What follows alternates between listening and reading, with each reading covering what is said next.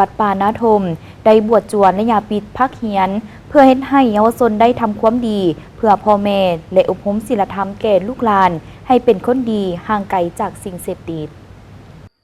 วัดป่าบ้านนาทมเมืองเศรษฐนีนครหลวงจันทร์ได้บวชจัวและยาปิดพักเฮียนประจำปี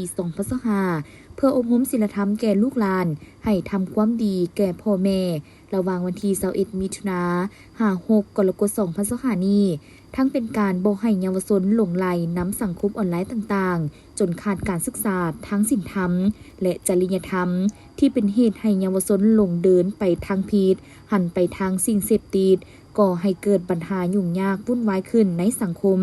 สร้างความนักใจให้พ่อแม่ครูอาจารย์และภายหลังที่ได้ปฏิบัติโครงการหลายครั้งผ่านมา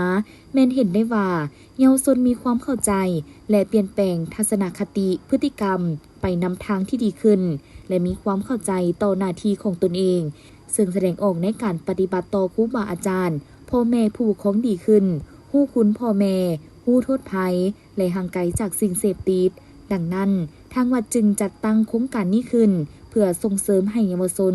ได้ใช้เวลาว่างให้เป็นประโยชน์และบ่ไปเกี่ยวข้องกับสิ่งเสพติดจัวแต่ละองค์ได้ตั้งใจอบรมศีลธรรม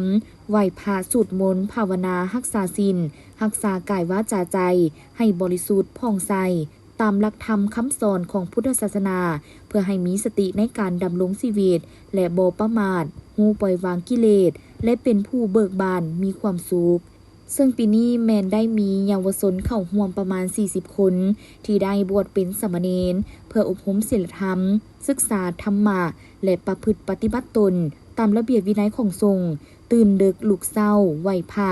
บิณฑบาตฝึกนั่งสมาธิเรียนธรรมะและรับฟังบรรยายธรรมอบรมคุณธรรมให้แก่นักเรียนเยาวชนให้สามารถนำไปประยุกต์ใช้ในชีวิตประจำวัน